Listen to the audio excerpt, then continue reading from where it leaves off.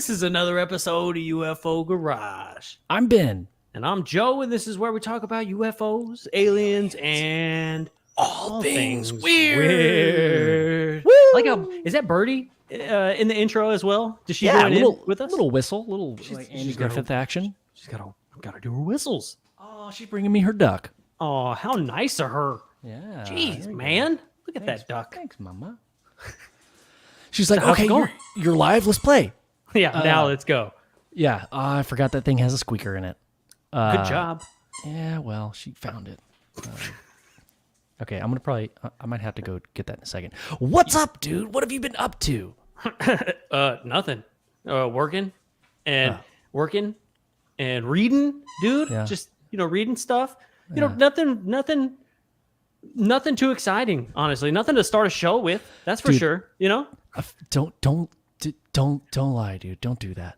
Just tell everybody what you've been reading the encyclopedia from A to I. From no A to H, dude. We didn't even get that far. Oh, that's right. Just the H.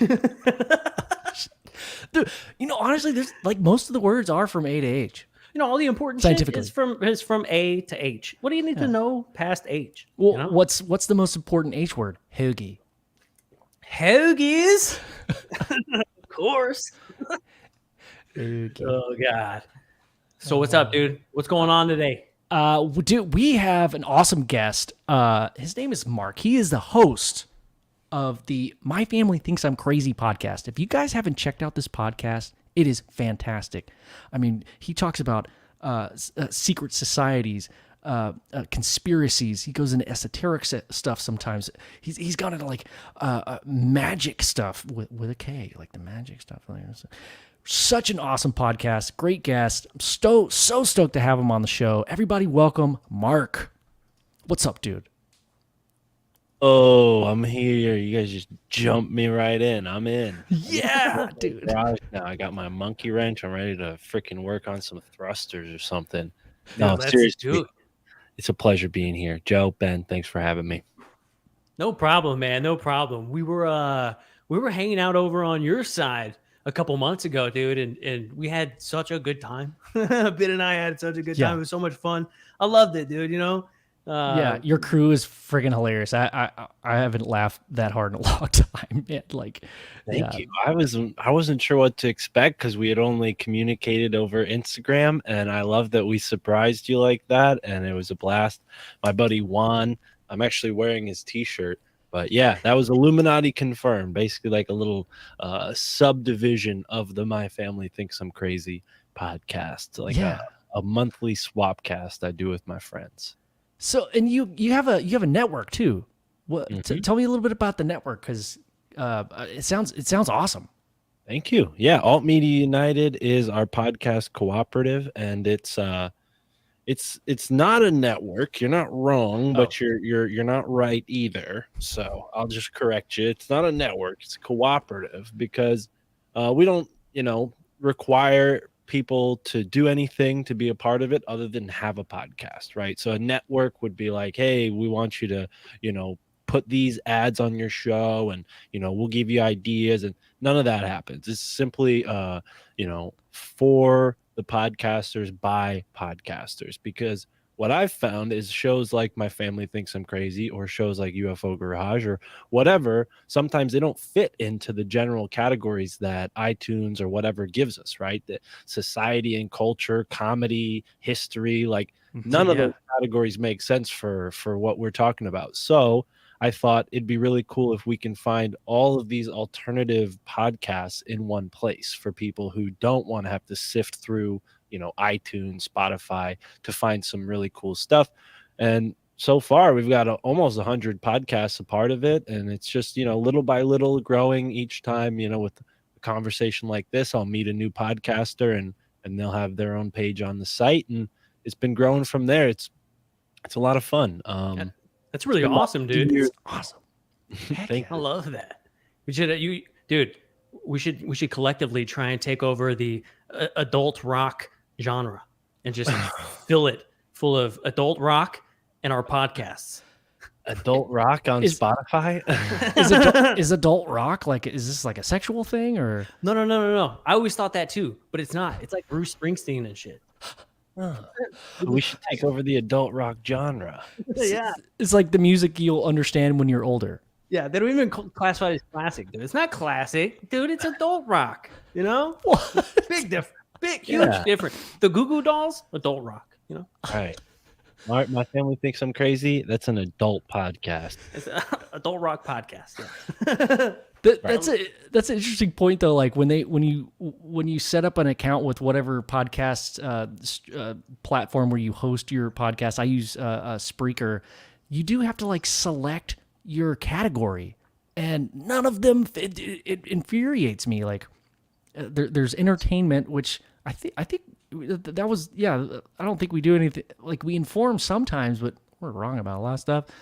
And then there's like spirituality. Yeah, we talk about that too. But then there's no like alien specific or UFO I picked specific. philosophy because I figured, like, to your point, like I don't want to be culpable for people's like learning. So if I was in education or history, then I'd have a bunch of people like, dude, you're wrong. Yeah. With philosophy, it's like, well, I choose to believe this way. You know, it's just my philosophy. You know, it's a lot easier and safer.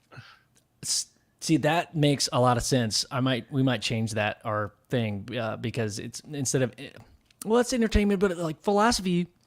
Yeah, you're right. It's like you're not committing to I'm right about this thing. We're just exploring ideas, right? Yeah. Like I don't know, when I hear the word philosophy, I think of a dude and like a smoking jacket, like a very soft wool knitted jacket with a pipe, and he has rollerblades on in a chair. I picture a guy who looks like Joe, but wearing a toga when I think of philosophy. That's what I 100%. The guy likes to party. You've been to a couple of toga parties in your time, Joe? Yeah, totally. I don't think you had the beard at the time, but no, I definitely had sideburns though. I had big sideburns. I remember I fell into a bush. Sucked. And you were wearing white too, man. And I was in a toga. It sucked. Yeah. Wasn't cool. I was in a few toga parties when I was in a fraternity. It's funny, you know, the fraternity concept. We're already there. But when I first learned about Skull and Bones, I was in this fraternity that apparently stole a flag from the Skull and Bones fraternity, and we had it on our front porch. It was like our token of being a badass rogue frat. We robbed the bigger, more infamous frat in the town of their Jolly Roger flag. So what? Off to the races already. I love that. So is this like a capture the flag kind of like cahoots skylarking that happens on campus, but like but this had already happened before you were like were you a part of that siege? I'm glad you asked. So we were in a different school than Skull and Bones. I was unfortunately not at Yale, but I went to a school next to Yale. So the fraternity that I was a part of was for a school that I didn't go to. Again, not Yale. It was for the state university. And yeah, way before my time, they stole the flag. But we would do a bunch of hijinks like that. And it's funny because Skull and Bones originally in the late 1800s started doing this thing that they called crooking, where they would get their recruits to go out and try to steal something from someone. And you know, it was always something funny like a statue or a license plate, like something that's not that harmful, right? Yeah. So yeah, it is sort of a fraternal tradition. I don't know where that started. It could have started in New Haven, but I certainly took part in it, as well as toga parties. I think that's the plot of every villain in Gotham City is to just go make mayhem and do crime. But it's like no murders, just go steal some stuff. Right. I wasn't sure where you were going with that. Yeah, they definitely are like, you know, Batman, more like Watson, Alfred, right? Alfred is the guy, more like Alfred. Think of a bunch of young Alfreds, like very posh, going out like, oh, I'm too spooked to steal this license plate, but we must. was spot on, dude. Dude. Hell yeah. Imagine growing up like that, man. Holy shit. I couldn't imagine. Well, like Alfred? No, like just scared to steal a license plate. Just rip it off, you pussy. Jesus Christ. They get another one. Fucking throw it across the road. It's a license plate. Let's go. Get another one. We got shit to do. We steal county road signs and put them in our cars and fucking haul ass down country roads and stuff. Like, it was ridiculous. I remember one time there was this massive, it was huge, dude. I had a buddy who worked for TxDOT at the time. He no longer works there. This was a long ass time ago. Statute of limitations is over, right? But dude, we went up there and we cranked off this County Road 420 sign and we shoved it in my Dodge Neon and it like barely fit, dude. Like, it was terrible. It was all the way up into the front windshield, like on the dash, and then all the way down and like at the back dash too, like touching the windshield, and it like arced over because Dodge Neons look like eggs, and it like arced over the whole roof, dude. It was ridiculous. It barely fit. We barely fit in there. Then we stopped off for Whataburger on the way home. It was hilarious. They were like, "Is that a sign in your car?" We were like, "Yeah." They were like, "Did y'all steal that?" We were like, "No, we got it from Planet K." Or 20, man. I could be in the Skull and Bones. Yeah, you crooked a little bit there. I would say that the road sign thing, that's a hot ticket. A 420 road sign. I think they changed most of those to Route 419 because they were so sick of going and replacing them. Yeah. Around here. So does it like it skips from 419 to 421? Yeah, that's literally what they did. They're like, let's just call them 442, and they like replace the O with like a plus sign or something, like, screw with people. 420 and a quarter. It's like the epitome of like, this is why we can't have nice things. Right. Hoodlums. Right. It was cool though because old boy worked for TxDOT, so he already had the tools for those signs specifically. Yeah. Otherwise, you got to use a Sawzall, and that takes way longer. Don't do So I did something like this when I was a kid. I took a no parking from corner to here sign. It was like a few days after a drunk driver had like ran this sign over, and the city hadn't come to like replace the sign yet. So me and my buddies dragged this like sign into the like underneath a playground slide, and we were just like working as hard as we could to like unscrew this sign. I had my dad's like monkey wrench like trying to get it off. We eventually got it off, but sort of a bummer sign to steal. Nothing really cool about a no parking from corner to here sign. It was the gestalt of it. It was like, yeah, it was like doing bad stuff. We know this is like, you probably shouldn't do this. I was like, I'm not gonna do it if the sign's like standing up in the air, because then everyone's gonna see me. But this one, like knocked over, we could drag it away from the scene of the crime, and you were helping. Yeah, you were a clean crew. Yeah, that's all that was. Officer, I found it. I found it under the slide. I don't know what you want me to say. I think it's a cool sign. You could put it in places like near your bathroom, like where it shouldn't be, like no parking right here. Yeah. Why do you have this sign right here in your hallway next to the bathroom? Why don't you park in there? What if I got to poop? Then I can't get to it because your car's here. Idiot. God. Or your bird scooter. I don't want any bird scooters parked in front of my bathroom. Oh, yeah, me either. Is that a problem where you live? Oh yeah, I live with 3 people who have bird scooters. Oh no shit. No, I'm kidding. they park right in front of the bathroom every time, dude. Yeah, it's like a traffic jam in the hallway every morning. And now you got poop on your bird scooter. Whose fault is that? Yeah. Not mine. I put the sign there. But that's your poop. Well, it was in my body. Now it's here. So technically, you own it now. I live here too. I live Also, I'm going to be late on rent. Just letting you know. I have a gig tonight. I'll give you my drink tickets. No plus ones. Okay, so let's get back on track, boys. We were talking about you set that up so well, Mark. We were talking about collegiate tomfoolery. And it's something that we were talking about before you hopped on today. It's something that you've been researching a little bit. I feel like I know a little bit about, is Skull and Bones, the secret society / fraternity at Yale. What do you know? Well, there's a movie that Matt Damon was in it. Bones or Skulls, something like that. Yeah, Wasn't George W. Bush in Skull and Bones? He was, right? Yeah, basically like a shit ton of presidents were, right? But yeah, that's all I know is that there was a movie about it, and I think Matt Damon's in it. That's all I know. I might be wrong on that too. It's a good place to start. Okay. Well, unless you guys have any questions, I could tell you guys how I learned about Skull and Bones. Dude, I want to hear how you got like interested in it, because I know I got interested in it from watching the movie Zeitgeist, and then I was like, oh shit, there's like a movie about these secret societies. Have you guys seen the movie Zeitgeist? No, yeah. I remember a really a girl that I had a really big crush on, I'll say that, in math class in 10th grade, looked at me.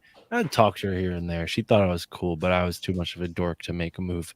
And she was like, oh, you should watch this movie Zeitgeist. You'd like it. And I ended up watching it like 3 years later, and I was like, damn it, why didn't I watch it the night of? I should have talked to her about it the next day. But anyways. That was your ticket in, dude. It was. But yeah, I remember being interested in weird and strange stuff from a young age. You know, I remember looking through the Ripley's Believe It or Not book, and I never cared about the records or the world's fastest whatever. Like, I was always looking at that one section of Ripley's Believe It or Not where they talked about Bigfoot, aliens, spontaneous combustion, Mothmen, like all of that. That little section was my favorite section. So from Lady there, with the toenails. Oh yeah, all of that weird stuff, all the bizarro people. Yeah. So that's how it started, and I had sort of been, hit with the whole 9/11 programming like everyone else. At first I wanted to, because I was only in 4th grade when 9/11 happened, so I was pretty young, and I wanted to join the military because I'm like, oh, these big bad guys are out there. That's what I'll do with my life. I'll join the military. So as I get older, I start studying like war books because I was interested in that, and I would also look up history stuff, and I was also looking up like martial arts and things like that, and I started practicing martial arts, and all of those things are not normal for a person between the age of like 12 to 18, at least where I grew up. I mean, it might not be that unusual, but it's not like I live near like Gettysburg or something where that kind of thing is like a part of the culture. So I was very interested in like politics and things like that, and it was weird. It was weird interest for someone that age. But long story short, I eventually found stranger and stranger books. You sort of go down the library rabbit hole long enough, and you find these strange books like Dragons of Eden by Carl Sagan, or The Secret History of the World by Mark Booth, and the one I showed you just before we started, The Secret Teachings of All Ages by Manly P. Hall. So I'd read some stuff about the weird world that we live in, but I hadn't really experienced it until I had graduated from high school and I was in my first year of college in the city of New Haven.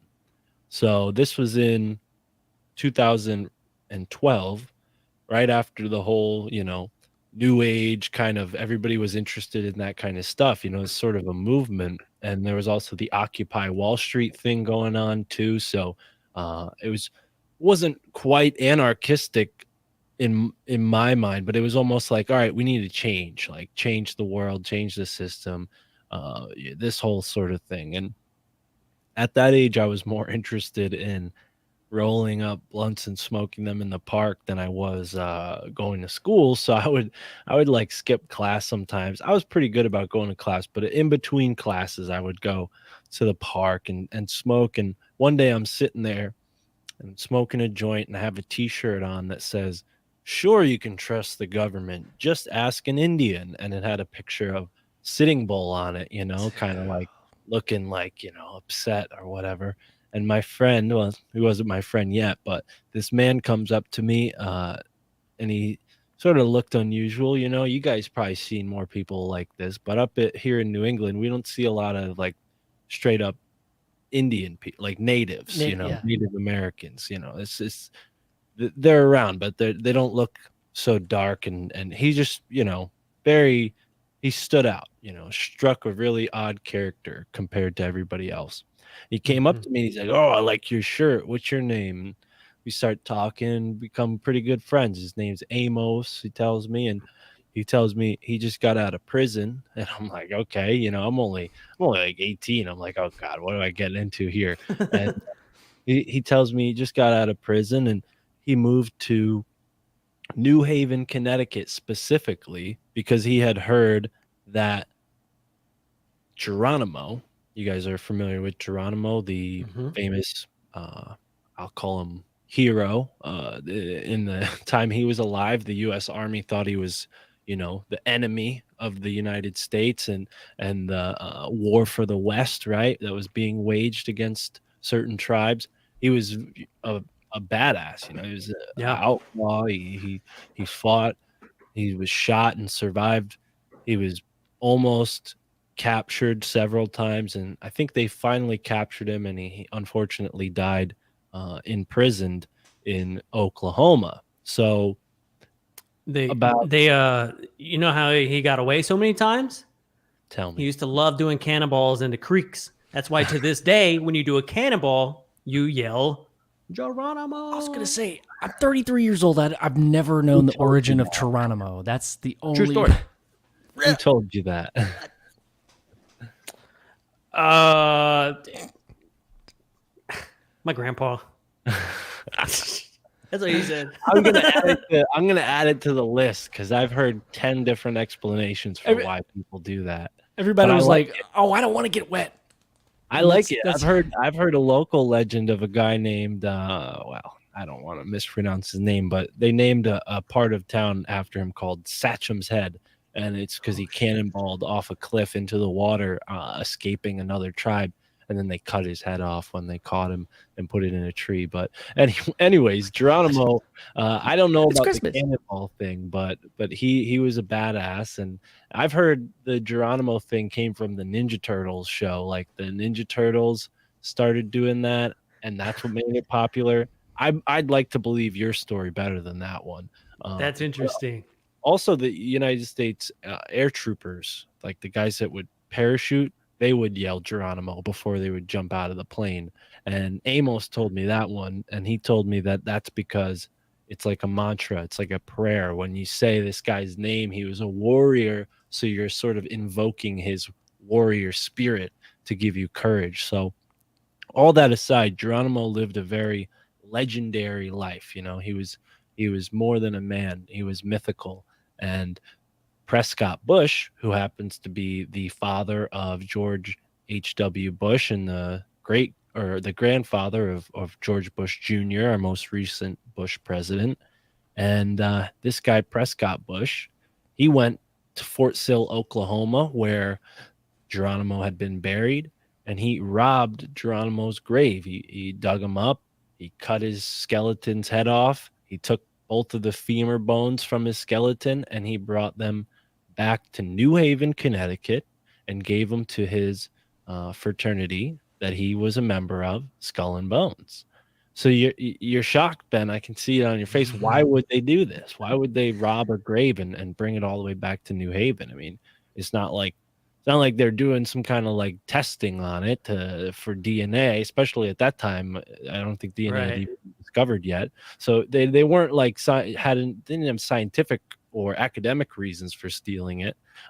It was sort of like an fu to the tribes, and for the last 100 to 200 years that this desecration has been perpetrated, they haven't done anything to A, admit to this crime, or B, for to really make up for it, right? Because Yeah. there have been several attempts from different groups of people to approach Yale University to retrieve the skeletal remains and bury them back where they belong. And Yale every time pretends like they don't know what's going on. They don't know what these people are talking about. And the first time that they actually were approached to give the skull back, they placated the people by giving them a child's skull, like thinking that these people were so dumb that they wouldn't know the difference, and they just take a some weird, like, first of all, why do you have a child's I skull was just about to hanging? say. Yeah, I was gonna like, where the fuck get Yeah. that So thing? these are creepy people. I mean, not to mention at this time, we're talking about the 19th century here. So cadavers and things like that. I mean, it Yeah. wasn't exactly like above board. It was more of an underground type of practice. They would have to like, pay criminals to go and rob graves so that they could do bodily examinations and things like that.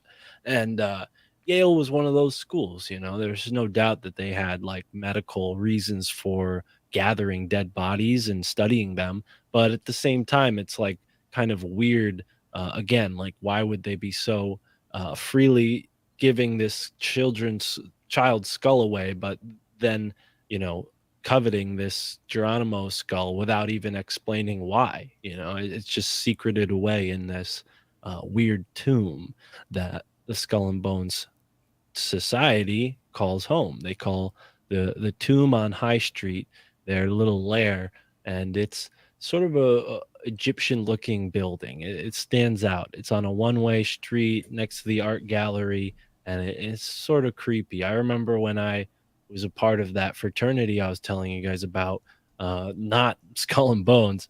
They would have us go and stand in front of the Skull and Bones fraternity as a part of one of our, like, ceremony things that we had to do to get into the frat. That was one Hmm. of them. So it's sort of like around town and around this area, it's known about. It's not that secret. People know what's going on. But in the same breath, we know very little about what goes on in their sort of uh, inner rituals and Yeah. ceremonies. I mean, Behind the scenes.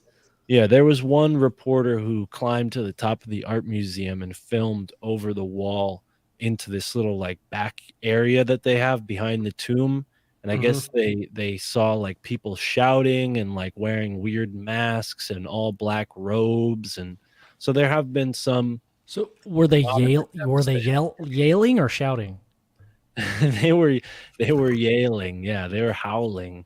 Uh, yeah, I think they even heard like specific words that they were yelling, like something like "kiss the feet of President Taft's ghost" or something like that, like really creepy stuff that was like incorporating Taft, who was one of the founding members of Skull and Bones. I don't know if Whoa. it was Alfonso Taft. I think that was the grandfather of the Taft that became president, or the opposite, the grandson of the President Taft. But either Hmm. way, Taft was involved. Another gentleman named William Huntington Russell was involved. And this was in 1832. You mentioned the Masons before. The reason why a lot of these groups like Skull and Bones started in the first place was because in the 1830s, America went through a sort of crisis, a panic. It was the first time in American history that a third party popped up in our political system, as opposed to, like, the bipartisan party that we have nowadays. This was the anti-Masonic party, and the reason why they freaked out was because this guy William Morgan was murdered in the state of New York. Nobody brought the perpetrators to trial. Nobody said anything about why he was killed, and his family never received any sort of explanation, or the perpetrators never were taken and punished. So it scared everybody. Like, what are these Masons doing? Who are Yeah. they to be so almighty and all powerful? So people got freaked out, and a lot of the Masonic organizations either changed their names and became more publicly facing organizations, while others became more inwardly facing and more secretive, like Skull and Bones. This is also the time when you see like the Greek lettered alphabet groups start proliferating throughout the school system. What you have to keep in mind is, like, the beginning days of education in this country, they only had Greek, Roman, and a few other languages. They really didn't have a lot of stuff to work with outside of the classical literature. So in the university system, they tried to mimic what we see in ancient Greece, the mystery schools. So they would have these sort of initiatory groups where students who were maybe more elite or come from wealthier families would get to be initiated into this inner knowing group. And then from there, after graduation, they're deeply connected to, let's say, this system that is sort of furnishing its own success by making sure it controls who gets into the positions of power. So obviously, I'm kind of summing up a lot of 19th century history here, but the monopolies that people were really, you know, oppressed by, because there's a lot of these barons, you know, railroad barons, oil barons. Yeah.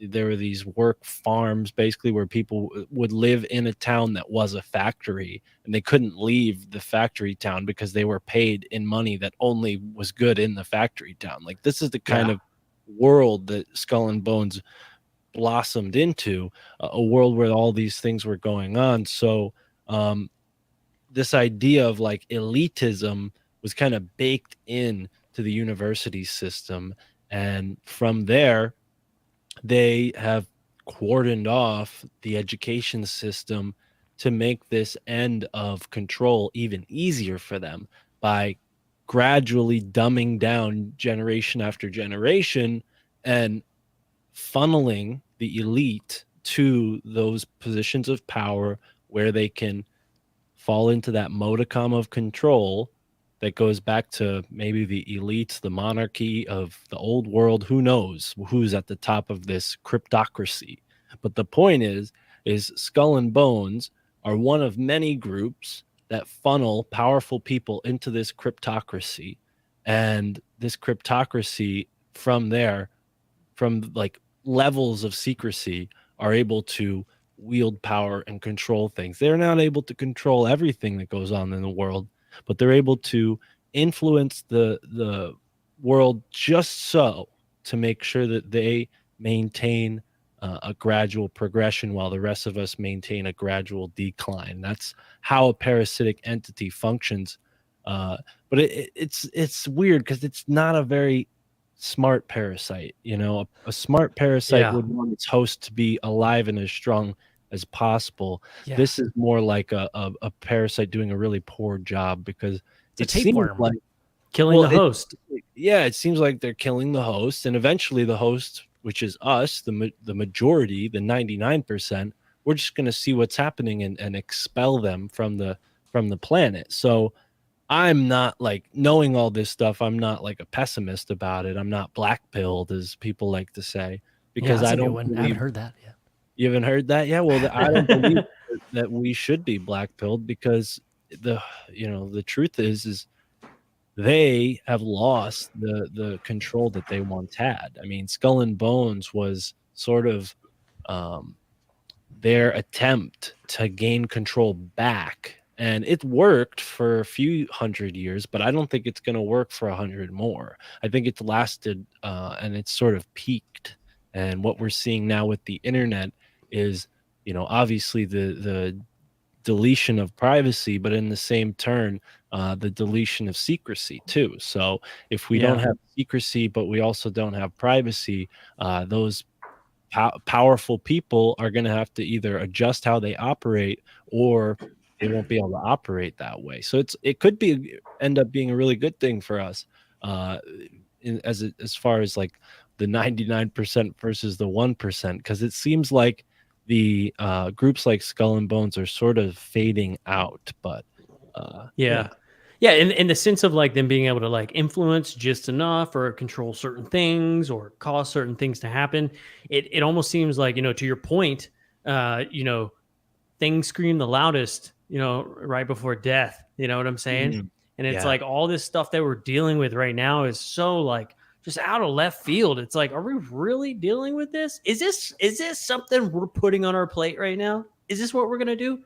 And sure enough, society is like, yeah, we're gonna do this dumb shit. And we're just like, Jesus Christ. And it's like, I don't know, it's almost like they are losing the control.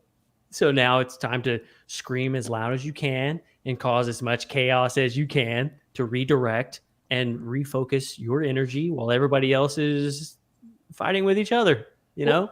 Or maybe instead of causing chaos, we just simply ignore everything that they're trying to give us and spoon feed us, you know? But they've already infiltrated the education system and people are too stupid to not engage. That's the issue. They were already past that point, and that's what makes this so scary.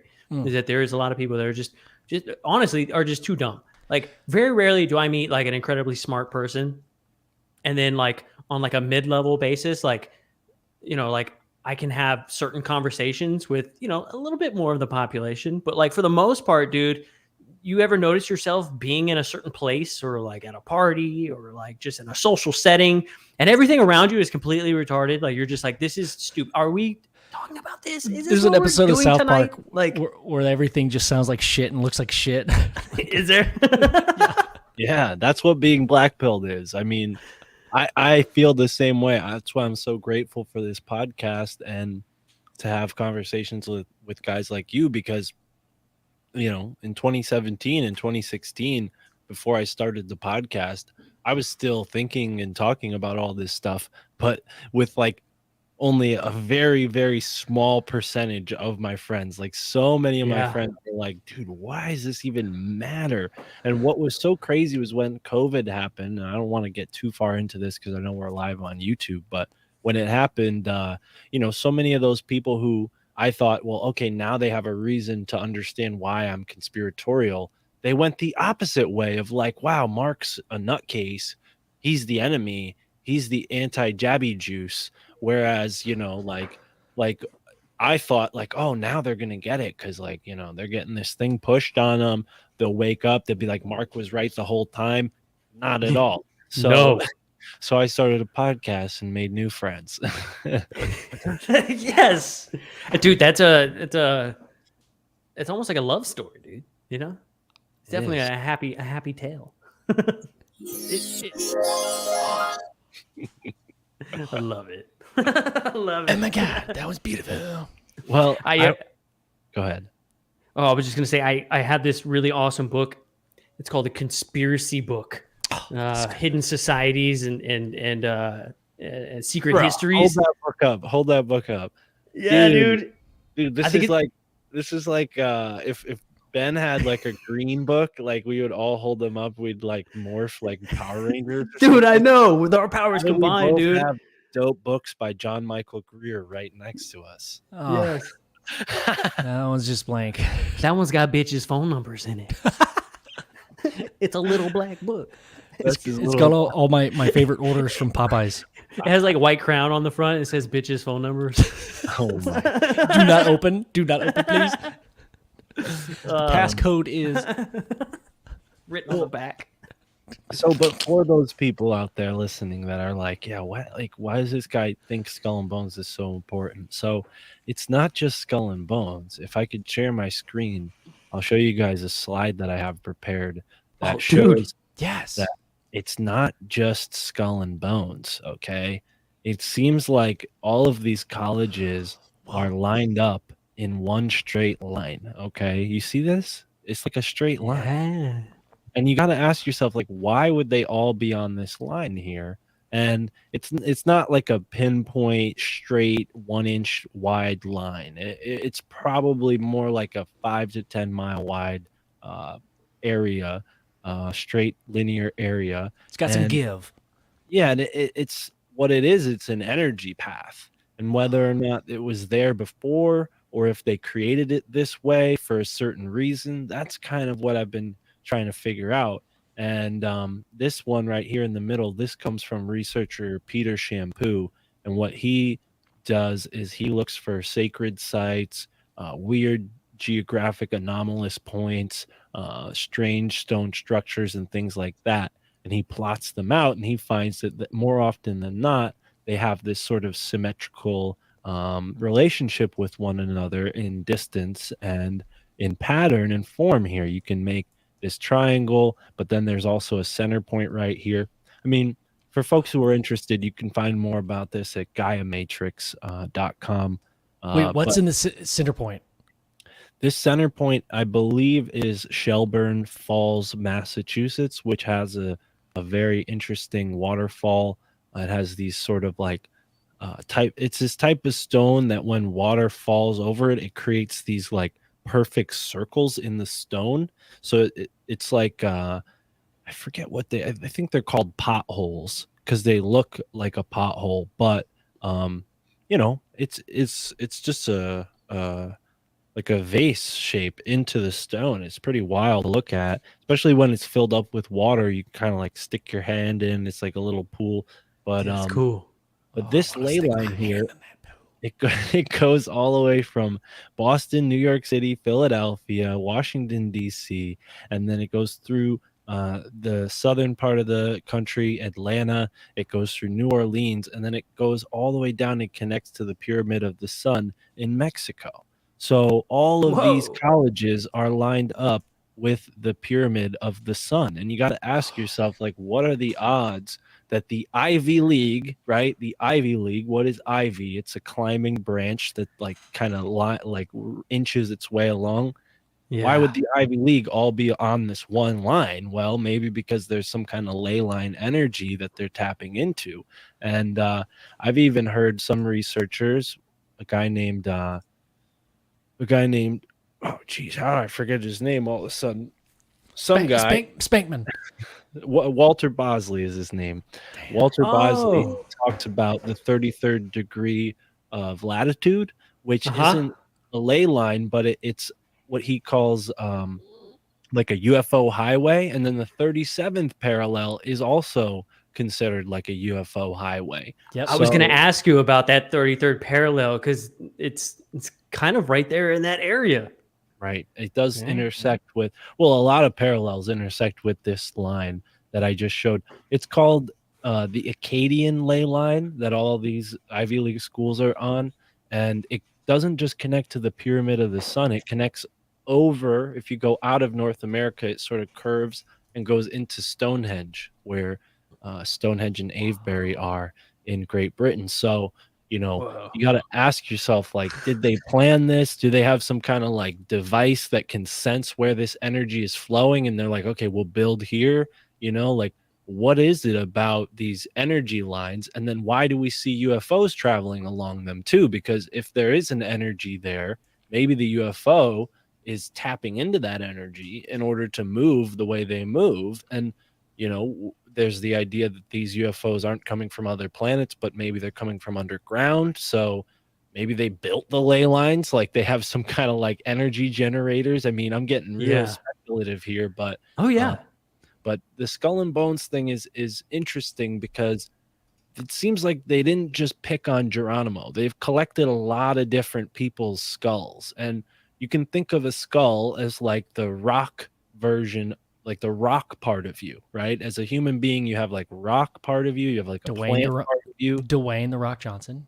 Yeah, well, that's you, Ben. You're cut from a different cloth, but and then you have animal, like animal, mineral, plant. That's like how the occult or esoteric view of your body is. You have like your nervous system would be like the plant component of your body, your flesh and all that would be the animal part, and then your skeleton would be the mineral part. So um, when you collect all of these like skulls in one area, what kind of energy does that have? Human beings build typically on limestone because limestone has usually water near it, but it also has a sort of energy that people say is why there's like sacred sites built on limestone. There's certain energy there. So who knows? Maybe they're trying to make like a Golgotha here in the United States. I don't know if you guys know that What does reference. that mean? What is the word?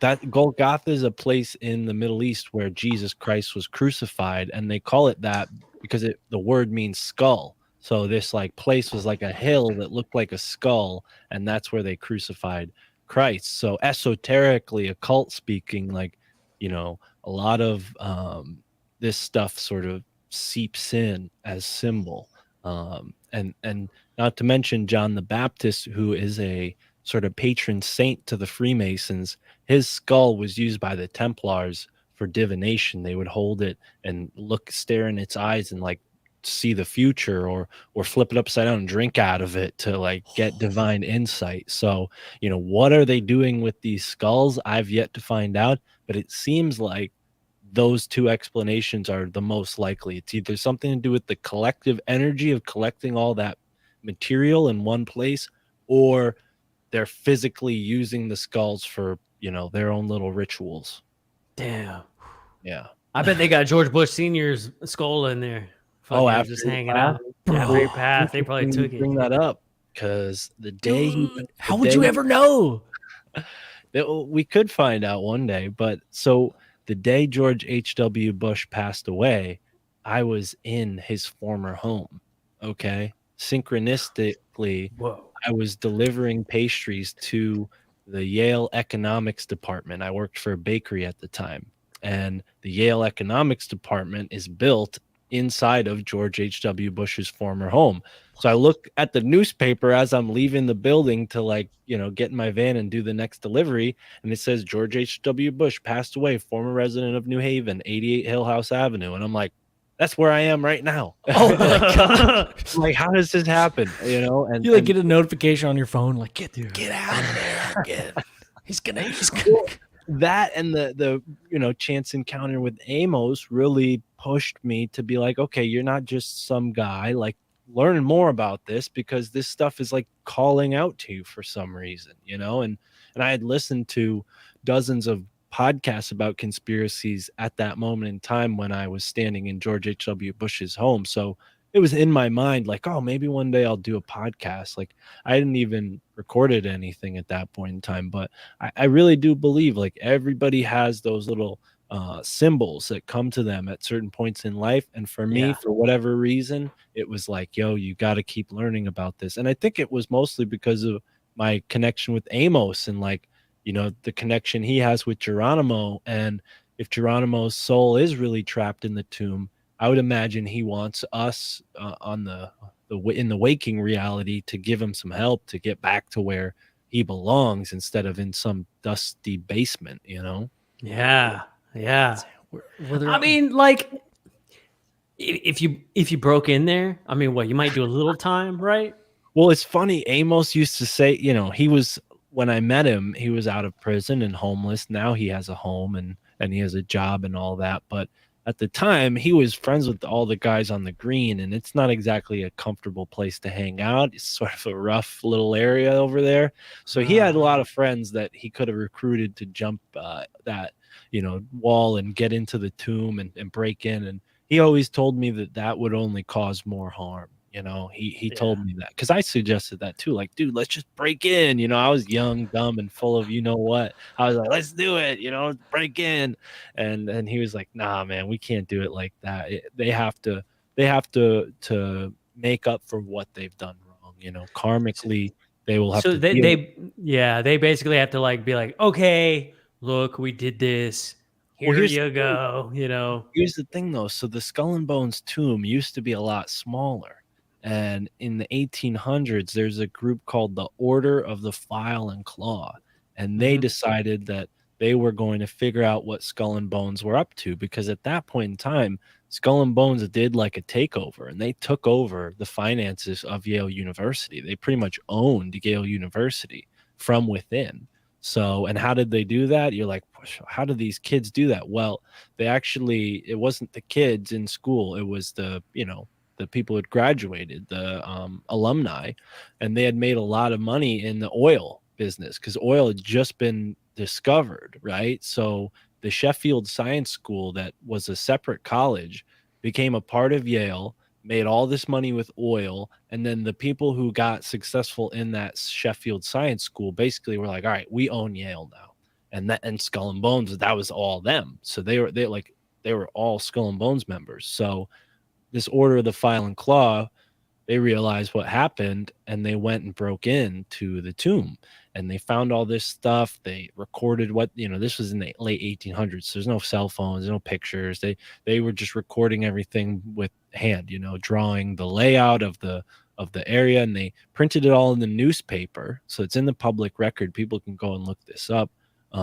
and they published, oh, this is what we found. They have German writing on their fireplace. They have skulls in the basement. They have black velvet on the walls. Like, so long story short, after that, Skull and Bones beefed up their security and they built like a wing, like a second part of the tomb. So now the tomb is double sized and it's got some pretty hefty security. They also got a bunch of like marbles on the floor and shit. Yeah, they have Macaulay Culkin staring through the paint cans come from the ceiling if you walk in. Watch out for the doorknobs are very, very hot. Well, they knew that they had to obscure themselves a bit because, at least this is my theory, because they paid for the art museum to be rebuilt across the street, which is right next door to them, and then they paid for the two art museums, the old one and the new one, to be connected. So now there's like a bridge that goes over the road, so you kind of drive through this tunnel, and then Skull and Bones is right on your left immediately after the tunnel. So if you didn't know any better and you just came to New Haven, you might not ever even drive by the tomb. It's on a little one-way street that doesn't, last very long. It kind of turns off onto another one-way street. So my thought is, they use their money and influence to sort of build things around the city, because you see a lot of art that has esoteric and occult symbolism engraved within it, and it's like, okay, I can see what they're doing here. They're kind of building the energy to suit them. They're building this school for Skull and Bones. So I want to add something about like an esoteric, I guess, point of view or practice is the idea of transition and the act of walking through a doorway or a tunnel, as you're saying, that can act subconsciously. I think like most of our reality is subconscious, and like the little tiny percent is conscious that like makes our decisions in the waking world, right? But like most of our decisions are made subconsciously and like through our memories and our past. But the link to transition, like walking through a doorway, through a tunnel, that's got to, man, that if that's not a blatant statement of, hey, something important is going to happen as soon as you walk through or experience life through this tunnel or gateway or portal, if you will. So check this out, Ben. You're right on. You're spot on. Can you see my screen now? Oh yeah, let me share it. So so this is at the end of that street I just described. So we have the tunnel that you just mentioned is like a gateway.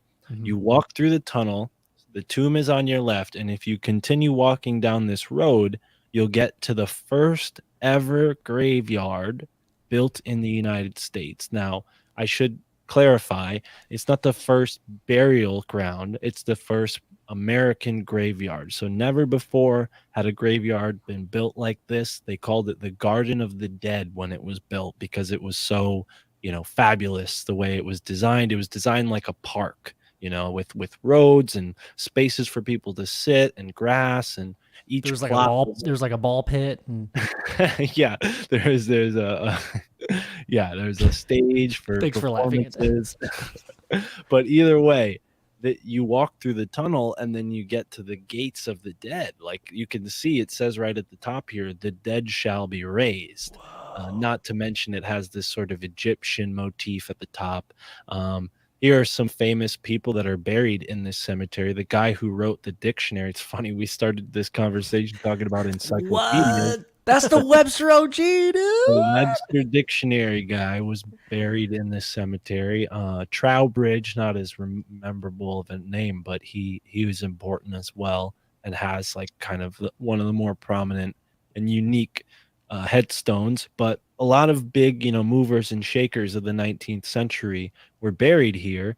And I would imagine that if I was initiated into Skull and Bones, one of the things that they would have me do would be to walk from the tomb to the graveyard, right? Because, they're all into ceremony and stuff.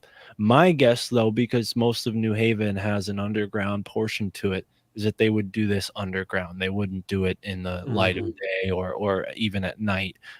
New Haven's sort of a busy busy area. It's a city that doesn't sleep to some extent. So I don't think they can do it like on the above ground, but I think they might do some weird rituals underground. Anytime I think about like weird rituals underground, I think of that scene in the movie Blade, where they walk into the vampire club, and it's like it's so over the top. Where like they walk in, it's like and like blood starts like spraying out of the fire sprinklers. Like, you know, if like there was a fire started and like sprinklers and there's like blood instead of water and stuff. That's what I think of like every ritual. Like everybody's got just blood spraying everywhere, and there's like the money to afford that kind of stuff. I'm sure. I mean, this like is the infrastructure that it takes. The wealthiest of the wealthy go to this school, so they might have some blood sprinklers. Who knows? I haven't been to those parties yet. That dude, that headstone made me think of a really fun idea. Like when I die, like just start saving now, dude. Like when I die, I want to buy like the biggest fucking headstone anybody's ever seen, like in our town. Is it gonna be like Snoopy with just I don't care what it is. It's just got to be huge, right? It's just got to be huge. It's got to be elaborate, and then like over a giant granite UFO, dude. Yes, and then like nobody will know who I am, right? And that's kind of the funny part. And then a legend will eventually be born, right? Because people will be like, "Where did this come from?" And then some guy is gonna be like, "Oh. Yeah, that guy, he put out 100 fires one time." You should get ahead of it and just have your headstone say like, "Here lies Joe, space traveler, crashed here in the year 2012, died immediately, and was buried underneath his starship." And your headstone is just a massive like stone UFO. Yeah. What if I started, dude? What if I started something crazy, right? Where like I get a headstone, I put it out there, buy a spot. And then like, you know, like I talk about how that's me in the future. I visited myself and I've passed away, and this has actually already happened, but I haven't gotten there yet. And it was a weird, when I came back, it was a weird like time thing to where like I'm still dead. We can't start this now, because now they're going to see this in 10 years from now and be like, "See, Joe hoaxed us. I knew it. I'm going to cut this and do that." I'm from the future. Can't you see I'm already dead? Everyone live watching, you're in on this. Forget that I said that, and then we'll just roll and like this didn't happen. We'll cut it. We'll cut it. Well, I had this UFO guidebook sitting here the last time because I thought maybe we would like at some point open to a random page and be like, "What is this about?" Yes, that sounds awesome, dude. Who wrote that book, and what year was it written? Or does it say by chance? Do you know? Oh, it definitely says. So this is the UFO guidebook written by Norman J. Bryazak and Simon Mennick. It was written in the year 1978, or at least that's when it was published. I feel like I've seen that book. Probably. I feel like I found it at a used bookstore this week, which is why I was like, "Oh, I got to get this because I'm going on the UFO Garage." This is a UFO guidebook. But, dude, hell yeah. Yeah, it's interesting. It's not just UFO stuff in here, but there's a few stories. I thought, you know, maybe we'd flip to a random one and I'd be like, "Have you guys heard of this one before?" Dude, maybe we could do a chat participation. Y'all type out a number in between. How many pages are there? Yeah, have them pick a random number. First person to put a number in. There's two. It has to be between the numbers 20 and 240. 20 and 240. All right. First person to post the number. I got this sweet book not too long ago. It's pretty good too. It's called It's a big book. Yeah, I don't know about the title so much, but it says The Big Book of UFO Facts, Figures, and Truths. It's pretty neat. It's got a bunch of like just like actual accounts and stuff in there, like little reports that were taken from like, you know, like airports and the Air Force and all kinds of stuff. It's pretty cool. I like it. Hell yeah. All right. Chad Smith from the Chad Smith podcast posted 27, dude. I love this. I love that all right, we got an obscure one for 27. Chad, you're on it, dude. Angel's hair, the popular name given to one of the most baffling phenomena associated with UFOs. Have you heard of angel's hair? Angel's hair? No. Oh, like the structure, the stuff that came down during that like baseball game or something. Maybe. So, angel's hair is the long web like filament of white cotton like or silky material which has been reported to be discharged by UFOs. What it is, what purpose it serves, or what connection it has with UFOs remains a mystery. Shortly after it falls on the ground or trees, it disappears. If angel's hair is touched or handled by human hands, it also quickly disappears. This propensity to disintegrate, if exposed to air or handled in any way, has hindered attempts to thoroughly analyze it. There's nothing scientifically unusual about the ability of angel's hair to disappear. Strictly speaking, it does not disappear, but merely changes chemical form. Angel's hair is probably a highly perfected type of biodegradable material. Sperm. Interesting. Strands of angel hair may reach 50 feet. Preliminary analysis of several specimens indicates it contains boron, silicon, magnesium, and calcium. They need to eat. Those UFOs need to eat more pineapples. Dude, shooting loads at 50 feet? That's impressive. I don't know if pineapples are their problem. Dude, can we do a couple more? That was friggin' awesome. Yeah, Okay. Arlene says 69. of course. Of course. Hell yeah. That's what's up, bro. All right, 69. Oh, God. Well, we have a few choices here. So we could either go with debunker, demon, dark out, or determinism. I'm going to say dark out sounds the most interesting. Let's try dark out. Yeah. We all know what debunkers are, and they Yeah. suck. Yeah. Those are the people that don't believe in bunkers, man. Bunkers could be cool sometimes because hoaxers do suck too. But anyways, Yeah. dark out. That's a good point, really.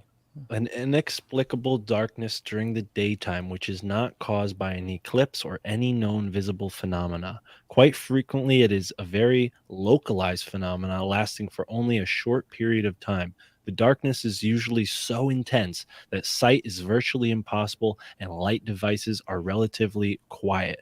There have been quite a few occasions of darkouts reported to have occurred, from the Bible to even modern times. They do not give any examples of actual events, though. That's disappointing. Have you guys ever heard of darkouts? That's A pretty dark out interesting. occurring? Yeah. I've never heard of dark Not a outs. full-on dark out. No. I mean, like, heard of like stuff getting in the way, like of like a light where like they'll be hanging out and then they're like, then all of a sudden I couldn't see nothing. And I looked up and there it was. Yeah.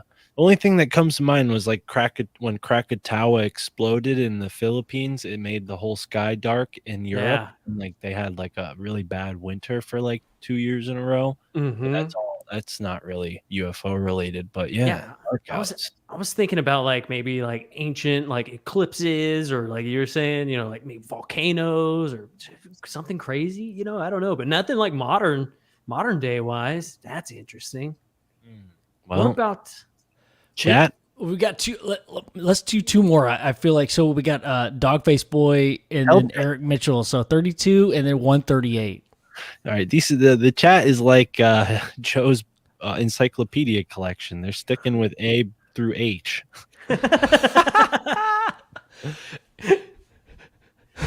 Let's see. Solid 32. 32. We have Kenneth Arnold. Have you guys ever heard of Kenneth Arnold? I Oh, have. yeah. That's that fool that he's he made the coins, the chocolate coins. no? Okay, so Where the Kenneth- term UFO got coined. The term got coined, dude. he's the UFO chocolatier. All right. On June 24th, 1947, Kenneth Arnold, a businessman and commercial pilot from Boise, Idaho, was flying past Mount Rainier in Mount Rainier National Park. Okay, yeah, I remember this. This is like the first sighting. So he dubbed the term flying saucers. That's what he coined it. Well, Chocolate he said that the way they flew, it was like they skipped across the air like saucers on water. And the reporter misreported him and said they look like flying saucers. Right. It took off from there. Well, interesting that we brought saucers up because the Frisbee was invented on Yale's campus, the Frisbee. So you could say that they invented the first flying saucer. That's pretty interesting. That's fucking cool. That all came from a local pie shop that they were like famous. Everybody loved their pies. So the kids would like flatten the pie containers after they were done eating and throw them around in between classes. That's how the Frisbee was invented. Are But- you serious, dude? Yeah. I have much more respect for Yale University now. A little local legend for you. There's a lot of local legends, but if we're going to get into the triple digits, page 138, now we're leaving Joe's encyclopedia collection. Yeah, well, this is like in the U's. Yeah. Never made it that far. W's. U's. 38 is a long one. We're gonna go with 139 because we all know what momentum is, and that's what's on 138. Momo, short for Missouri Monster. This designation, I thought it was gonna be you're a Momo. Designation refers to the mephitic Bigfoot. Have you guys ever heard of a mephitic? MEPHITIC. A mephitic Bigfoot. Is that like Memphis? Does it mean it's from Yeah. the Memphis area? Residing from Memphis. Yeah. So they were in Missouri, and that Bigfoot, they could tell by the accent it came from Tennessee. Exactly. Oh my goodness. Holy Bigfoot. So the mephitic Bigfoot type of creature, the sighting of which is in around the town of Louisiana, Missouri. Okay, that's even more confusing. So we saw this Missouri Monster in Louisiana, Missouri during the second half of 1972, and it caused a storm of publicity throughout the country. The appearance of the creature was usually preceded by appearances of several spheres of lights in the sky, thus arguing a strong connection for a UFO Bigfoot connection. Have you guys ever Interesting. heard stories like this? I actually had a guy on my podcast, episode like 67, and he talked about astral projecting with Bigfoot, and he astral projected into a field where there was a bunch of Bigfoot holding hands, and they told him that your people need to learn how to be kinder, and they had him like hold hands, and then they all floated into a UFO. And I know that was an astral projection, but still, it's kind of interesting scenery for a Bigfoot to float into a UFO. I have heard some very interesting, some involving UFOs, astral projection, dimensional beings, like all kinds of stuff, dude. Like, I mean, there's no limits on that UFO on the Bigfoot stuff. It's pretty wild, But then you look at it and you're like, okay, what do I believe in? And I'm like, okay, well, I believe that's possible with like a little gray guy and like maybe like a metal spaceship. Like, why couldn't like a giant animal just do that too? Well, Tenacious D Sasquatch. Okay, I forgot. I gotta share the. He's a baby hear squatch. the audio. I looked up mephitic, the definition. So I just want to apologize to everyone in Memphis. It doesn't have anything to do with Memphis. It actually means offensive smell. So they could have called it a stinky Bigfoot and saved us some trouble. God, that's the problem with all these reportings. People want to report something crazy, but they want to sound smart too, and then it just confuses everybody. It's like, I don't even know what that means. I don't know what a Bigfoot is, and I don't know what amphitic means. Yeah, leave your thesaurus at home while you're squatching. I saw this stinky looking monkey, and it scared me. That's a better report. All right. What is this? Look, it's stuck to my butt. Take your tootsie UFO off. Oh, I'll get one of these. Sasquatch is my daddy and he's going to protect me. If you haven't seen that music video, just type in Tenacious D Sasquatch. That's I amazing. think I have seen that a long time ago. I like that. Sasquatch is my daddy and he's going to protect. It's in the movie, right? Pick a Destiny. It's in the movie. He's like he eats where mushrooms and he You just trip it out. Yes, I've seen that. Like, oh, I'm so hungry. And he sits on that tree and starts eating all the mushrooms. They're Mhm. good. Hey. Juicy. BRB boys. What? So, Okay.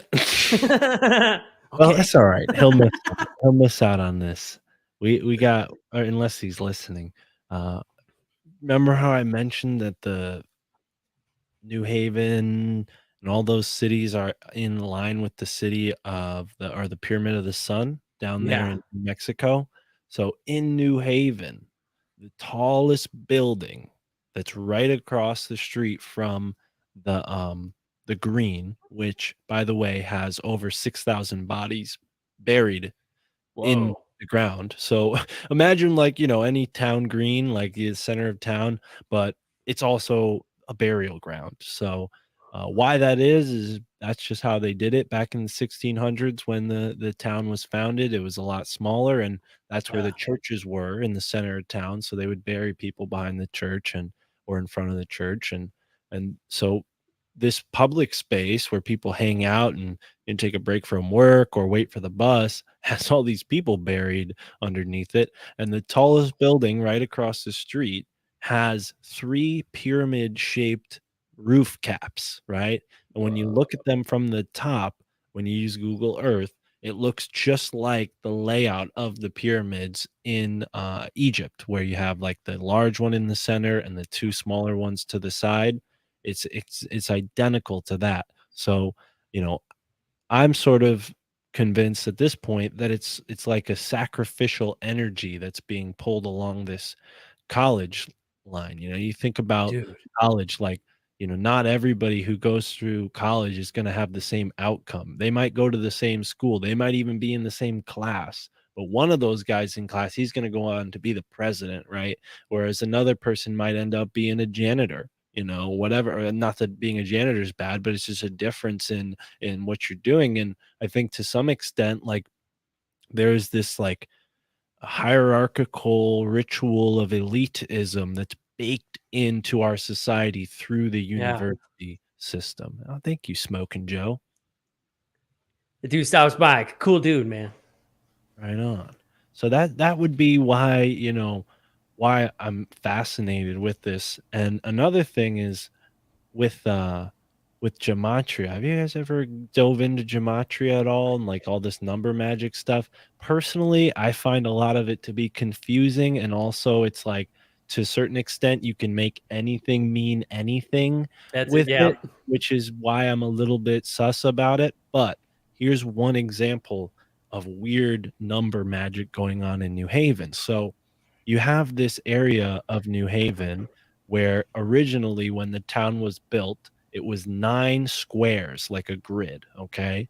And when you look at the grid, you would imagine if you were to number them, it would go numerically: 1, 2, 3, 4, 5, 6, 7, 8, 9. Well, when you look at the ninth square, it's the only part of New Haven where they're like, "Hey, welcome to Ninth Square." They don't say that in the third square. They don't say that in the second square. It's just this one part of the New Haven city where it's like, "Hey, welcome to Ninth Square." And it's not numerical. It's not in the corner where you'd expect it to be. It's one over in the center of the bottom row of this 9 square grid. So try to picture that in your mind, right? You have 1, 2, 3, 4, 5, 6, 7, 9, 8, right? 9 is where the 8 should be. And Yeah.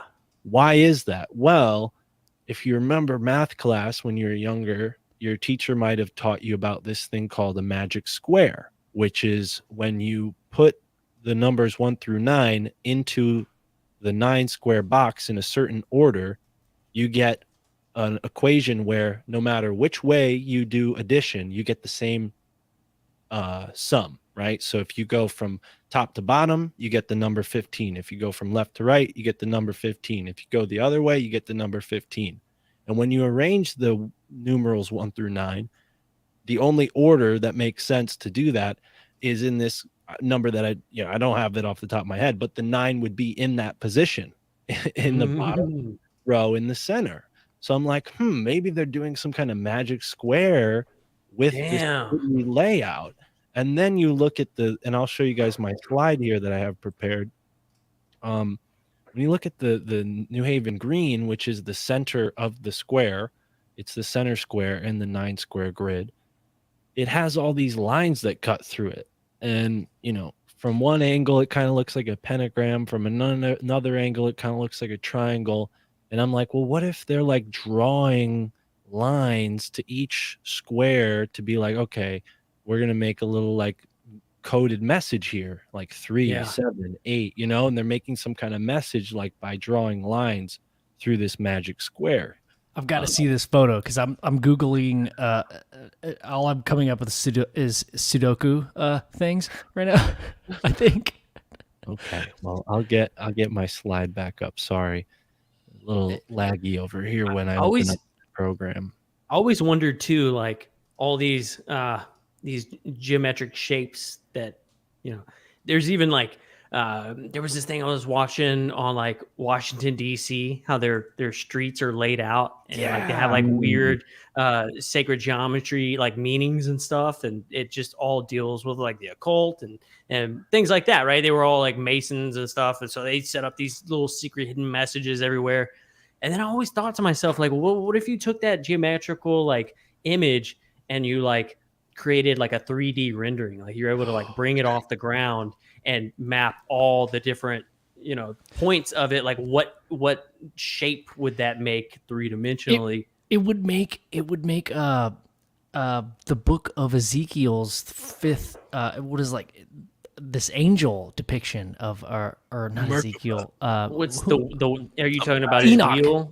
Enoch? The book of Enoch, where he's like trying to describe this he's basically describing a multi-dimensional being. Like take like a cube, like if you're talking to a 2-dimensional object and trying to describe what a cube looks like, you fold it out. Which, I mean, if you fold out a cube, it's a cross, dog. Because that's the whole thing, right? You start out with like the circle, and then you add the other circles, and then you get life, and then you get like whatever the middle thing is, then you get the death ring, the circle, and then when you do enough of them, you eventually come to what they call Metatron's cube, right? Which is the final depiction of all those circles, and from there you then move out and create a whole nother section of these circles. But they all end into this Metatron's cube. And so it's weird because you take all these geometric shapes with all these secret societies building cities and shit. And then you're like, okay, they put this here. You're making a little map of it. Now, what if we bring that out 3-dimensional? What is it saying? Is there a message to that? I love where you're going with that. It hadn't crossed my mind, but I definitely, I'm going to look into that. Share the screen. Yes. Yeah, oh, wow. I love that. I was gonna say that's the Tesseract. I was gonna show the dodecahedron. We were talking about this earlier, and the image that you shared earlier, Mark. I was like, that looks like a lot like the. It's not exactly the dodecahedron, but there was an image that you shared earlier that looked a lot like the Judea star, but encapsulated in with an outline. So that's why I brought it up anyway. I'm just like filtering through my tabs. Let's share your tab with the 1 through 9 image. There it is. So here we are. This is what I was explaining before. But let me go back a little bit. So this is the town of New Haven's green. This is what it looks like today, right? This is what it looks like when you're facing the east. There's the water there. And the water actually used to flow all the way up to where the green is, but they have filled it in since then. Hence the name Long Wharf. Over here in the south, it's called Long Wharf. This was all one big wharf, and it was a big, deep channel. They would ship all kinds of stuff. They actually had an event in this early 1700s where a ship was sailed off to Boston. They were going to sell a bunch of goods, all these furs that they had traded with the Indians, and the ship never came back, and nobody ever saw them again. And I think like the night of the ship departing, they saw a ghost ship flying through the sky over New Haven, and that was taken to be like an omen that, oh, well, you're never going to see that again. But anyway, so that's why you have this ship right here on there, the old seal for New Haven. So this is that pattern I was telling you guys about. It's not quite a pentagram. We have an 8-sided fountain here, which connects to some Roman architecture. But let's go over to the real nitty gritty fun stuff. So you can see the 9 square is based on the Temple of Solomon. New Haven is not the only town to do this. The guy who surveyed the town of New Haven was a Cambridge educated knight. He was a knight, and he was also an Indian government dispute settler, a surveyor, a soldier, a civil engineer, and a surgeon. And he also surveyed Elizabeth, New Jersey, as well as New Haven, Connecticut. But anyways, we have our 9 square that I was telling you guys about. And here is the order that you can put the numbers 1 through 9 in, and you get the numeral 15 each time. Now, Wow. here's the 9th square. This map is an old map. Old maps used to be oriented towards the east as the top side of the map. Nowadays, we would look at a map and we would see the north as the top side. So you just have to sort of adjust your view there. But this is 9th square, and like I said, when you're in the 6th square, nobody's like, "Hey, welcome to the 6th square."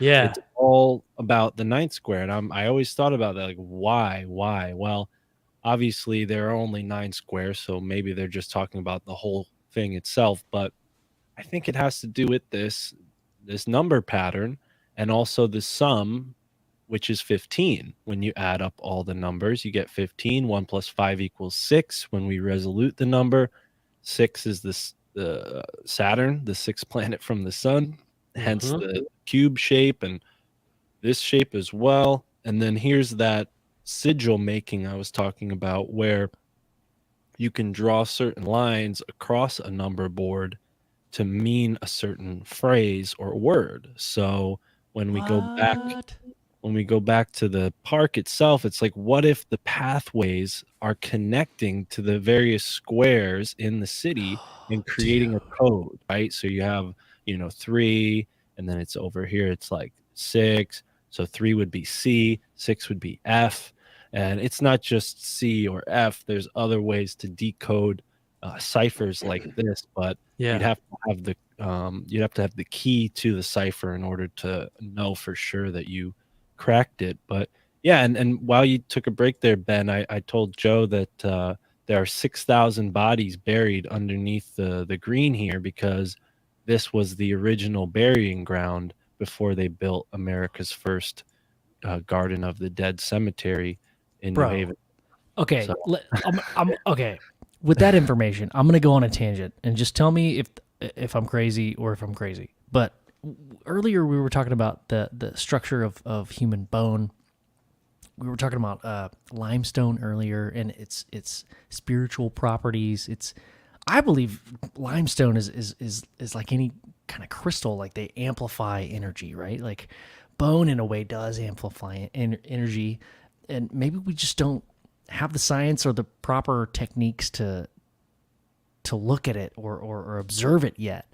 So, like, burying people in a specific place on a specific a ley line is a significance, and that brings justification for rituals or traditions of burying people in a specific spot. Like, dude, if you are, I'm just like in this mode right now in my life of like looking at the secret hidden like truths to stuff, and like this is kind of a scientific way to look at it, where you can connect the bone with the layers of the earth, with mathematics, and you can look at structures of different geological compositions, such as like salt and whatever.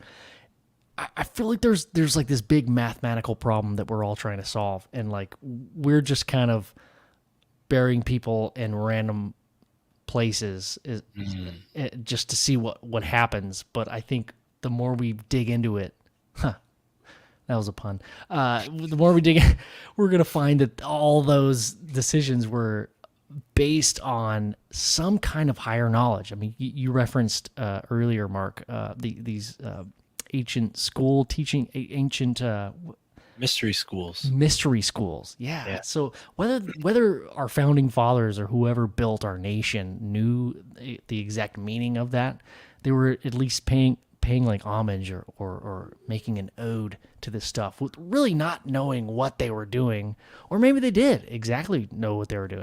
Yeah, I would argue that they did. I think that they were a part of groups that knew about these practices from the old world, and when they came to the new world, they're like, "Wow, look at this template. We have this template here. We can, we can put this like, or actually a canvas rather. They had this wide open canvas, and they're like, let's put our template on it. Think about it: Templars, the temple, the template. Right? This is Mhm. how they create civilization. This is how they create society. And to your point about limestone, New Haven has trap rock, which is sort of red. It looks very red from far away. There are two mountains on either side of New Haven, West Rock and East Rock, and yeah, they're made of trap rock. So you have these big like red faces to these mountains. It's just like bare cliff, and there's a lot of bloodshed and dead bodies here, so maybe there's something to that. Also, New Haven, it really didn't do well as a colony. It wasn't until the university was built there that they actually started having, a reason to exist, and they've sort of been kept up by Yale University ever since then. So, yeah, it's interesting when you think about how like the mineral geology qualities of an area can affect the culture that takes place there. Peter Shampoo, the guy I mentioned earlier who studies ley lines, he talks a lot about that in his book, The Gaia Matrix, which has really inspired me to dive deeper into this stuff. But yeah, it's definitely something that the Freemasons knew about. And also, you mentioned Washington, D.C. earlier. There's a guy named Marquis de Lafayette, and he was, very famous in the Revolutionary War, but he was also a part of this French esoteric group that knew all about this energy stuff, and they would use these, I think, people who work in construction still use them. They're sort of like a level, right? I forget what they're called, but it's like a very heavy weight that you tie on a string, and then you have a tripod and you sort of Yeah. balance, right? It's a plumb, I think is what it's called. Well, a plumb is really very similar to a pendant, and they would use smaller plums, these little pendants, to figure out where certain energies were, right? You hold your pendulum over a place where there's water under the ground, and it'll start to spiral because in the water there are spirals. There's electricity flowing through those spirals, and that electricity flows away from the water out above it into the ground and wherever else. And you can use a pendulum to say, okay, maybe there's water there, or maybe there's energy here. So I would say, yeah, there's definitely groups of people that we know about. The Order of Cincinnatus is one that I talked about on my podcast with a guest who knows way more than I do about them. But apparently, Ohio is a very important state because of the Order of Cincinnatus, right? Cincinnati obviously is in Ohio, but the Order of Cincinnatus refers to a much older group in Rome that evolved over time and then maybe was reborn as the Order of Cincinnatus in America.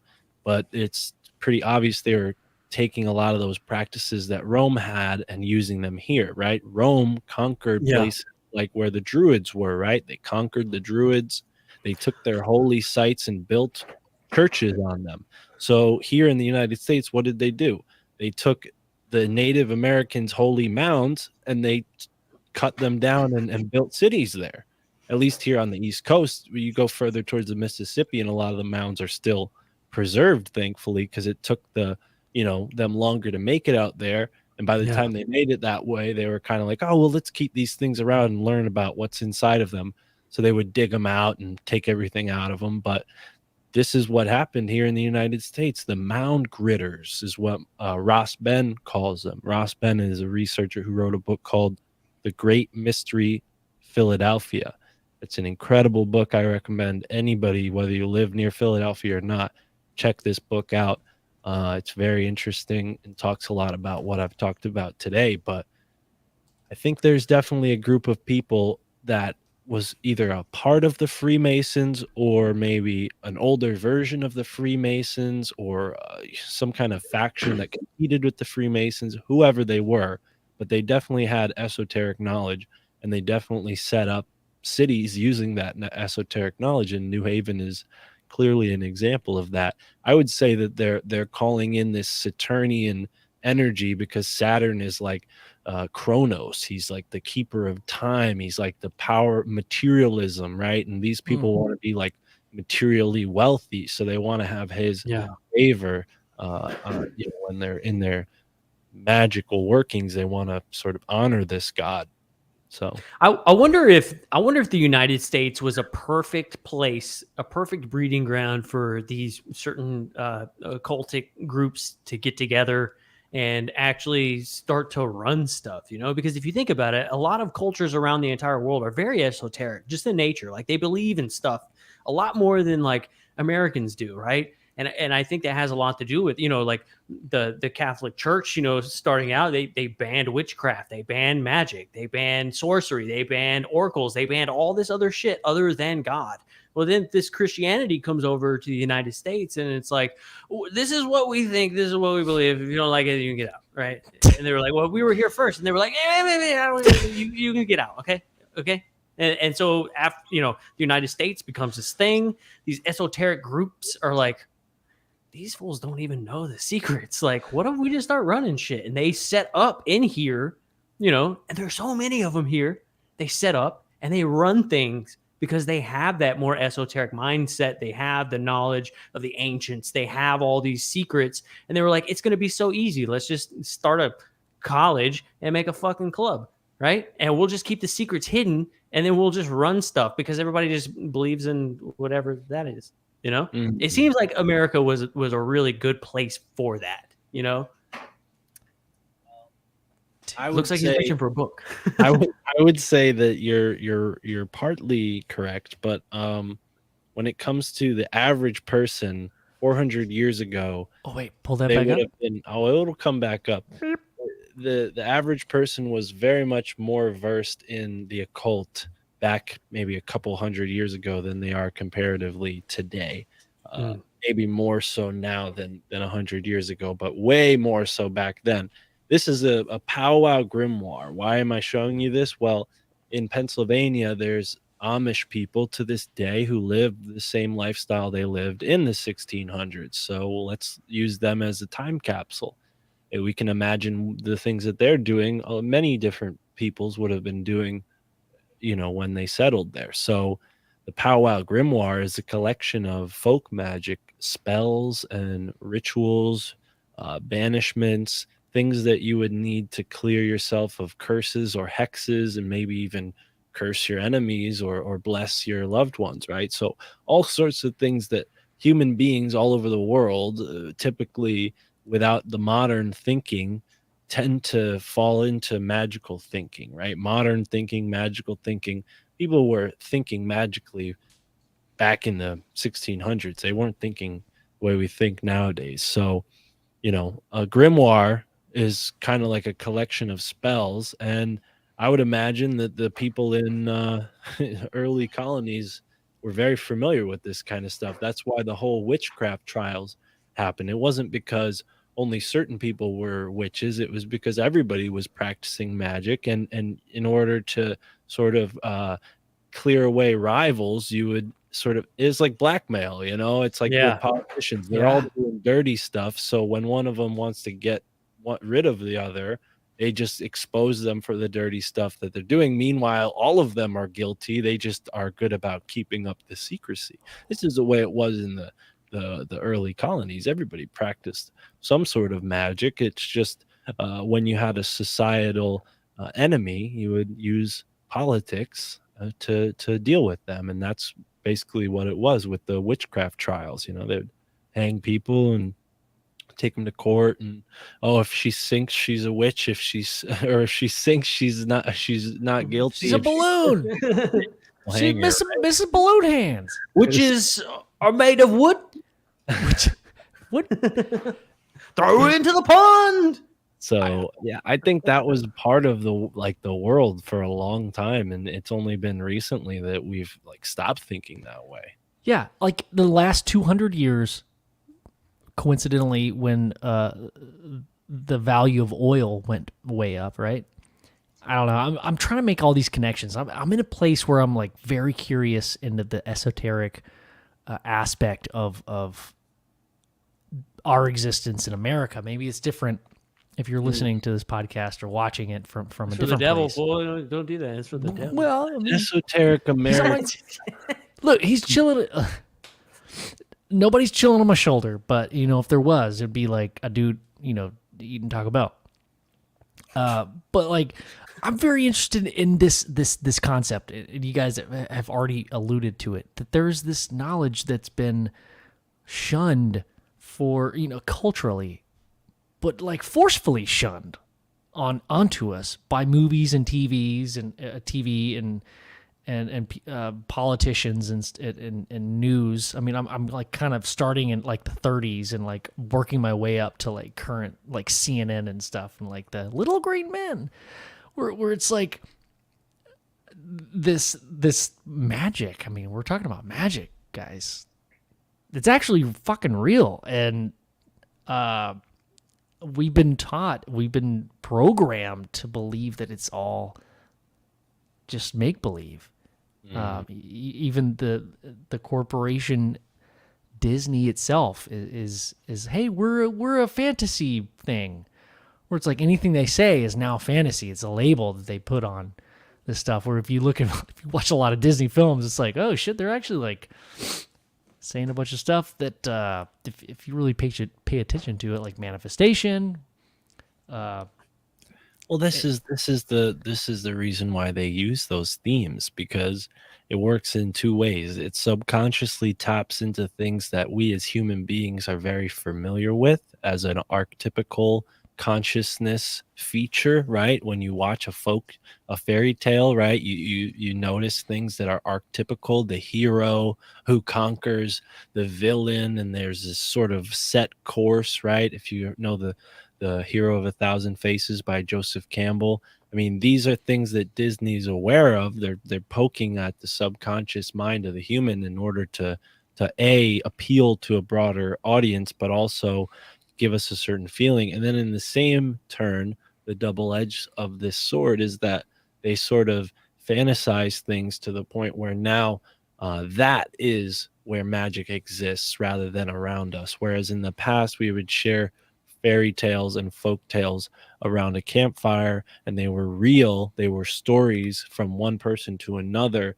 I saw this, I was told this. Now we're seeing them on a TV. It removes the reality of the situation and creates a limitation. It's inside of a box.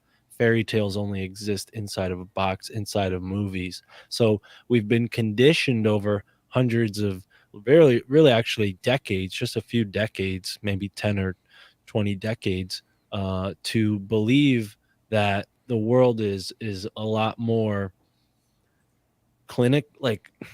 sterile and like material and like not alive, right? Lame, like, dude. It's fucking lame. Like, what are they making? Like, never been that way. It's just they're able to fool our minds into only experiencing a small spectrum of the world. So we're convinced that, well, that's all there is, when really the secret societies have gradually conditioned us. It's an occult processing, right? So you mentioned that, oh, the secret societies, like, you know, they wanted a place to escape where they could, like, you know, practice all this stuff that wasn't practiced in the old world. I would argue that as you learn more, you might find that that's not as true as what I'm about to say, which is the Church of Rome, the Vatican, and all of the monarchies and kings. They were all practicing the occult. They were all doing dark black magic. They just didn't want to have any competition. So they told everybody it was really bad. No, don't do it. It's so spooky. And then they were like, no, let's go to America, so then we don't have to follow their rules. We'll make our own rules. but they just become the same thing they were running from in the old world. Right. So they Yeah, set up a exactly. system that they ran from. So, and whether or not the founding fathers intended it to go that way, I would argue they didn't. They were escaping that for earnest reasons, and maybe gave us an opportunity to live in a free society that was impossible in the old world. Now, over the past 100 or 200 years, I would argue maybe there's been forces from the old world that have infected the new world and sort of tried to bring those old world things, routines to here. And we're now in this situation where the internet is allowing us to learn more and more and more. And I don't think that the occult processing that they've been putting us through is going to work anymore, because now we can all learn at our own pace what we like when we like, and find our own path a lot quicker than we could have in the past, when it was easier for them to control the information we learned and also control the options we had as a living being. Now we are able to craft our own lifestyle, our own culture, and that will only lead to a positive thing, I think. Very well said. Yeah, no, I agree with that, dude. That's yeah. It's almost like the statement in I don't know, like Christianity, where like the difference between Adam and Eve is where they became conscious of good and evil, where this this notion of control of, okay, well, this was a being, a conscious, well, I guess this is a being that didn't know good and evil, therefore not conscious. Now we're conscious. It's almost like they as whatever forces out there want to do whatever with our future and what we spend our time and energy and focus on. They want to control that. They were like, all right, yeah, no, you're naked, yeah, sure, but we want to control how you see how naked you are, and we're gonna profit off of that. Like, how much of the tip do you want to see, or how much of that nip do you want to see? Like, Yeah. Well, think about it. I mean, they've taken something sacred and commodified it. I mean, there's this lie that prostitution is the oldest occupation. I would say that's just something people made up over the past 50 years to justify the depravity of our current culture. I mean, I'm all for people being liberated and free to express themselves, but I think we've passed the the point of healthy, normal expression, and we've ventured into the point of absurdity, where absurdity has become an identity. And I don't want to insult anybody out there who identifies differently, but when it comes to nature, when you look at nature, you don't have gay lions. I mean, you do. Maybe they bang each other every now and then, but it's just not. It's just not. I don't want to take this into the cultural Marxism conversation, but that's kind of the weird thing that's happened, is they've occult processed us to the point where we're not even close to human anymore. And not all of us. I mean, some people have held on to what it means to be human. I think us three have, and probably most of the people listening, because the types of people that are too far gone, they're not interested in this type of content. They're out drinking themselves to death, or doing drugs, or exploiting themselves. And it's unfortunate, because not everybody has the same opportunity to grow. And I think that's been done deliberately in order to create a class disparity. Again, this elitism that's baked into our agenda, or into our society. It comes from nice. It comes from the old world and the old hierarchical structure that the founding fathers attempted to get away from, with much inspiration from the many different tribes and their various ideas for what a good society should have for laws and rules, right? I mean, that's one of the big ironies of the country we live in, is like the people that lost their land gave us this tremendous gift of our democracy, right? I don't think it's really a democracy, but that word kind of means something to people. When you hear it, you're like, yeah, we're in a democracy, we're America, we have this sense of Americanism that, is really special, and it inspires the rest of the world. And I think that's important. And that's the interesting thing about this conversation about secret societies, the elite, the cryptocracy, evil in general. When you look at nature, you see tremendously brutal things going on, but it's not evil, because there's a symbiotic relationship between the wolf and the deer. If you put a microscope and you saw that situation where the deer is struggling for its life and the wolf rips it apart, yeah, that's brutal, and maybe in some context evil, right? But this is how nature moves on and evolves, and things grow, and the deer generates, faster spawn, right? The younger generations of deer learn to be faster, and then the wolf has to catch up. So it's this sort of ever you know evolving balance of two forces. So I don't necessarily, again, I'm not black pilled because I know all this stuff about secret societies and evil groups. I actually think that if we didn't have these groups, we would probably be worse off. We need a little bit of bad to really steer us into the good, because good ultimately wins out over evil. It's this sort of ever going battle that will have an outcome of good, I think, because we're all sort of flowing back to creation. But now I'm getting into some of my personal beliefs. I don't know if you guys were ready for that. I mean, I'll share a personal idea that I'm on right now, just to build off of that. Is I think culturally, biologically, I think us humans are evolving into a more empathetic society. Maybe it's always existed. It's just this expression, this epigenetic expression hasn't had the room to express yet.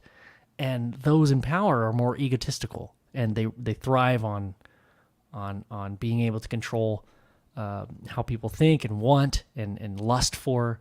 But like those that have less of an ego take themselves out of situations, and they're not the center of the galaxy or the universe.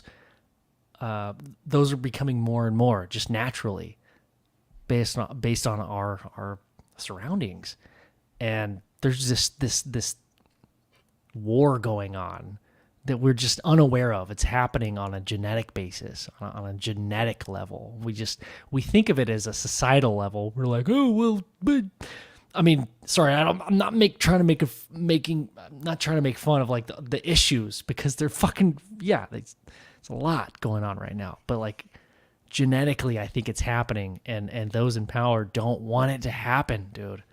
And I think we're getting to this level of what I think we really think is or should be the optimal level for our species, is like good and understanding and empathetic and coming from a place of love, not hate and anger and control and evil. I think that's happening, and it's just this guy I just talked to, author Bob Frizzle, calls it the fourth ascension wave, and that we're all going to catch this ascension wave. And some of us might not make it to the ascension wave, so we'll be sort of like taken care of by beings that are meant to guide us to another third dimensional planet where we can continue our karmic path. But everybody who has evolved, like you're saying, will be still here on Earth, but it will be 4D Earth instead of 3D Earth. So things will ascend into a higher frequency of vibration. That's one way to think about it. And I think that's why we're seeing the acceleration of, fascist control or elite control, because they sense that kind of thing coming. They know that they're not going to make it to the fourth dimension, so they have to go hide in their bunkers and hope that they don't get taken to another planet where they'd have to start over from scratch, right? Because they've had generations of power and wealth accumulation, And then they see this like end of days coming, and they're like, oh no, they're the only ones who care. Everybody else is like, yeah, reset. I don't have to pay off my student loans or whatever, like everybody's on an even playing field. yeah. Now they really are just those guys that are scared to take license plates. You don't have no money now. You're scared to do shit. Come on. But I've got 15 ties, Joe. Walter, quick, put my 15 cats in the car. We need to get to the bunker. Yeah. Yeah. Jezevere, load the Mercedes E. Yes. Yes. Quarter tank of gas to my new E-Class. Don't forget the caviar. Let's go. Yeah. Precisely. Everything is in my mama's name. One day we'll get there. Our podcast will be so huge. We'll have our own Joe Rogan compounds. We'll be sitting around with smoking jackets with little bubble pipes. Yes. UFOs. I feel like the bigger the podcast, the deeper underground you go.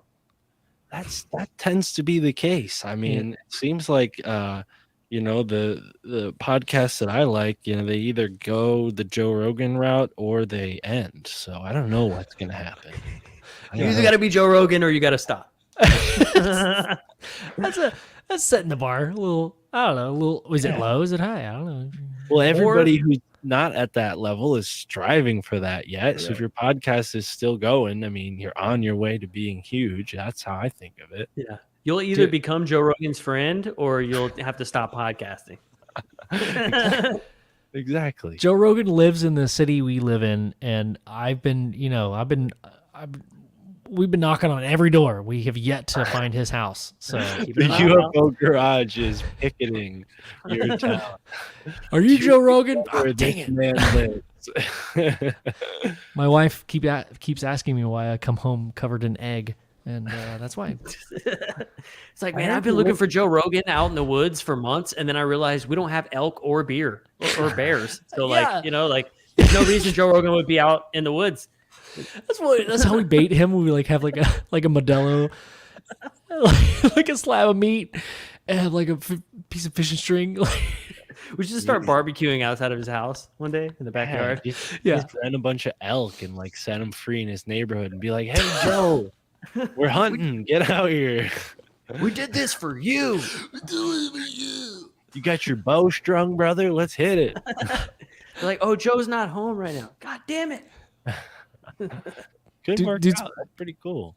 Speaking of podcasts and just keeping it going, dude. Like Mark, I knew about your podcast. I found out about your podcast by listening to Ryan Bledsoe, who was a guest on your show, and we had him on our show we met him a couple years back, and I've been following his transition into just awesomeness. He's a great show, and then you were on their show, and that's how I found out about you. And I've realized that you've been into the same kind of stuff that we've been like kind of delving into, dude. We started at this whole journey 3 years ago. We've had our own experiences. We've seen some crazy shit, and then we used to make fun of like the spiritual aspect and the esoteric aspect, and now it just seems to be like a logical evolution of how this shit goes. So I'm just so glad that we got to like know, or that we got to know you and know your show, dude. Like your show is gonna freaking blow up any freaking second now, dude. Like the content that you have, dude, is so good. Like I need a new friend. But your show is so damn good, y'all. If y'all listening right now, you need to check out My Family Thinks I'm Crazy, dude. Like, start from the beginning, because don't start on episode 50 when I got a mixer. There's some good episodes before episode 50, but yeah, the sound quality gets better as you listen if you do start at the beginning. But thank you, I appreciate it. My 2-year anniversary is in a few days, so nice, dude. Episode October 5th, 2020. And I had a podcast before that I did for a little while with some buddies, but yeah, it's been really cool to get out there with this show and meet folks like you. I didn't realize that, the spirituality, esoteric stuff has been sort of like warming up on you guys. So anytime you want to, learn about that stuff, whether it's me or someone I've had on my show, just get in touch with me, dude. I'd love to put you in touch with new people that you can talk to, like Bob Frizzle. I think would be a great guest for That you would be guys. sick. I want to meet the shampoo guy. And Yeah, Peter I was gonna say, Shampoo, yeah. with a last name like that, man, you gotta be clean. Gotta know him. I think Peter, you guys should get a kick out of all the stuff he has to research. Like it's really interesting. He helped for a while. I don't know how often he does this anymore, but for a while he would like give you a reading and basically tell you like where the best place for you to live would be based on, things about you and then things about like certain areas. Like he would create like a profile, like almost like a zodiac sign. Like you read Yeah. if you're a Scorpio and be like, okay, well, you might live best here. But he's a very smart guy. He's got a lot of avenues of research that he's gone down. He's written a couple books, and I try to talk to people like that on a regular basis because that's why I do the show, is to learn, not just to tell people what I know, but I've learned so much that now I'm like, all right, I could go and talk about things like Skull and Bones and stuff, and things that are a little close to home for me. And yeah, it's cool, man. I appreciate you guys getting into this and putting up with what I had to say. I think a lot of people, for worse or for better, aren't aware of this stuff. I don't know. I mean, it could be for better if everybody knew the real, reality of groups like Skull and Bones. I mean, it's not just like weird grave robbing stuff. I mean, they're involved in war, drug trafficking, human trafficking. I mean, it's really, it gets into some darker conspiratorial stuff. Obviously, presidents have been a part of it. Very wealthy people of all different types of business success have been a part of it.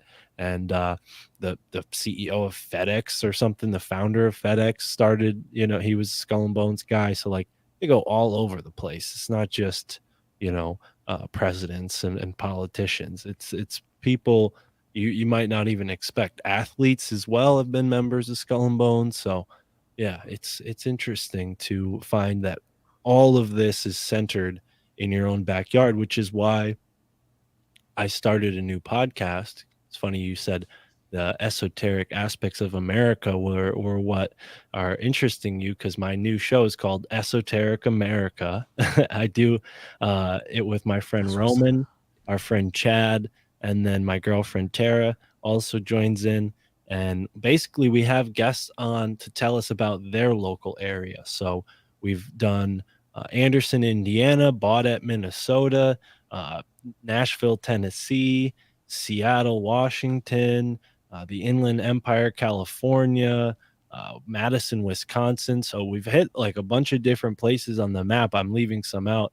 Charleston, South Carolina, Cartersville, Georgia. And each time our guest tells us like about some weird history, maybe like cryptid sightings. We talked about mounds a lot because there's a lot of mounds that are sort of forgotten about and people don't know the true history of these places. So that show has just become such a fun show to do. And it's really cool to inspire people to go out and do their own research. Cause I found all this stuff about New Haven, only 2 towns away from me. And it's like, whoa, all this was going on. I didn't know about it. And imagine, a year, 2 years from now, we're going to have like a whole map of shows. I want to like plot it on a website where it's like, you can like zoom in on the map and see like a little pin, and that'll be like a 2-hour episode about that area, like a travel. That's cool. I love that. So that's what people can check out on my YouTube channel. My family thinks I'm crazy on YouTube, but if you guys are down to do that research for Texas and join us on the show, we'd love to have you on. Tell us about some weird stuff that's gone down where you live. That would be cool. That would be so awesome. Yeah. I live in a city it's a small city outside of Austin called Georgetown. And my wife and I were on a walk, and we found this graveyard that had this plaque that said, well, I don't want to ruin the mystery, but it's like this school that you can't find it on a map, but it's this one historical placard saying that this school once existed, and it was burned down in like the 1800s. And there's like this huge graveyard, and we're like, we got to know what this is. And we've done like Google searches and all that stuff. We can't find shit on it. So that's my new mystery. Schools and universities especially are usually built in places where there are ley line spirals. Robert Egby, an author who wrote a book called Dowsing America, he's done a bunch of research into this. So maybe there's a certain energy in that graveyard that you could tap into. I definitely felt like inspired. I don't know. It was like inspired to know why is there no information on this? Very inspired to like get to the bottom of it. So, dude, we got a little episode up ahead of us, Joe. Hell yeah, dude. Tex Avery is from my hometown. Yeah. Hell yeah. Nothing spooky. He just made Looney Tunes. Just made Looney Tunes. That's it. That makes sense, though. There's a whole bunch of like desert scenes in Looney Tunes that never made sense to me as a kid because I live in New England and we don't have anything like that up here. So, but we know that there ain't no swallows in Texas, and there's a lot of swallows in Looney Tunes. So, what's a swallow? Yeah. It's a type of cactus, the ones that stand up like this. Okay, yes, they weren't very geographically accurate then.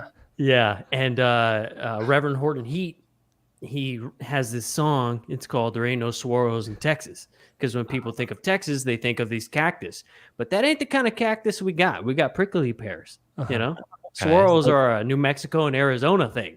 Yeah, but right. So the prickly pears, those are like the ones that like are on the ground, like watermelon. You can trip over them and stuff. Or how big? If they're real small, yeah. I mean, they're like ping pong paddles with like fruits that grow off of them. Okay. Huh. Yeah, and they do get real big. I mean, They grow into like bushes, though. They're not like a tall stalk. It's tall. It's more of a bush. Yeah, it's crazy. They get real big if it's in the right place. They get huge. So. Okay. Huh. Yeah, I've never been down that way. I'll be there soon though. I hope to travel out west. I don't know. We'll see.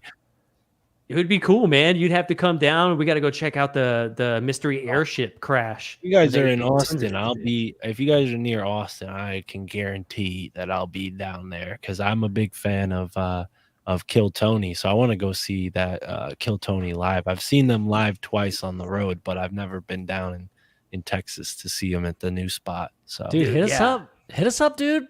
It'll be fun. We'll go get some barbecue. Right on. Oh yeah, that'd be awesome, man. And I don't think I've ever been to. Well, I've never definitely been to like the New York area. I've been to like Boston, but like that's as far as east as I've gone. So. Dude, that's pretty far east. That's further east than me. Oh. So you've been up there. That's all right, though. Yeah. Nobody comes to Connecticut. Nobody ever, like, if you're not from New England, you're not, like, traveling to Connecticut. Connecticut's like a vacation destination for people who live in New York. That's about it. Nice. New York City. Yeah. That's awesome. That's awesome. Yeah, dude. Well, man, this has been a lot of fun. Hell yeah. Agreed. Yeah. I've got a lot of books to read, by the way. I've like been taking notes this whole time. Bob Shampoo. We've got Secret Teachings of All Ages by Manly P. Hall. McDonald. That was earlier. The Great Mystery Philadelphia. By Ross Ben. By Ross. Yeah, but that's Ross, like Rastafari, R-A-S.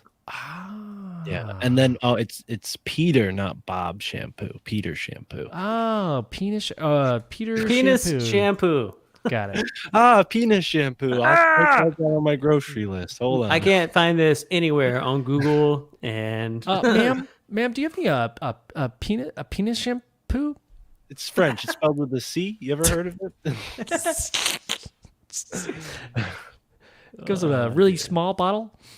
Actually, shampoo means stone of the fields in French, and Peter Shampoo studies fields. And rocks. Go figure. That son of a bitch. It's so damn literal. Son of a bitch. He knew what he was doing. That was his choice. It's funny how life works out. It is. Hell yeah. Well, sick, man.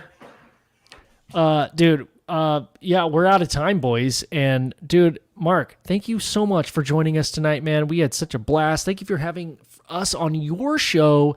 And I'm so glad we got to make this happen for you to come on our show, dude. Let's keep this going, dude. We gotta keep in touch and do some projects together in the future, man. That'd be so fun. I'm down. Yeah, thank you. I'm grateful to be here. I'm looking forward to whatever we do next, whether it's Esoteric America, another episode of UFO Garage, or maybe we do this, but on My Family Thinks I'm Crazy. Because last time you guys were on the show, I had my 2 goon sidekicks with me. But maybe we'll do something where you guys educate me about UFOs or whatever you guys want to talk about. Dude, we've been coming into some pretty cool stuff lately, so let's definitely make that happen. That would be great. Cool. Heck yeah. Well, Yes. right dude. on. All right, brother. We'll talk to you soon, man. Thank you so much. Peace. Peace, dude.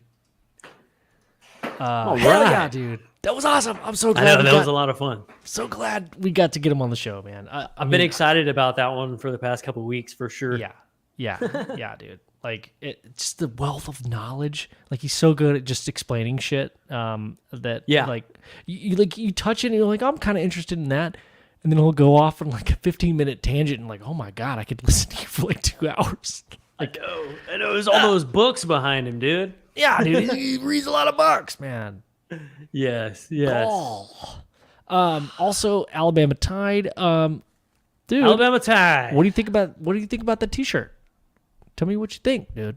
We sent him we sent him a T-shirt. Who else did we send a T-shirt to? Mr. Crowley. Dogface Boy. Yes.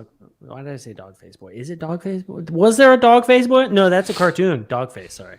Wait, did he change his Well, name? I can't tell. I don't know if he wants his actual name shown, but yes. Yeah. But Heck yeah, yeah. dude. 509 Divine. Yes, dude. I will definitely proudly wear a T-shirt of yours, dude. Yes. And also, Sunsaver, we tried to have Sunsaver on a couple months ago, and, no fault of his own, no fault of ours. There was a couple of bugs, beetles specifically, that had saddles, and they had little tiny, smaller bugs riding them, and they made a huge traffic thing happen, and so he wasn't able to join our show. And Sunsaver has recently said that, hey, let's talk about some shit. So maybe this coming Tuesday, dude. Let's do it. Just saying, dude. Maybe this Tuesday. He did ask if we were still doing the shirtless. No. I mean, no, we're not. We have not been doing the shirtless topless Tuesdays for what, like 8 years? 8. I think it's 9.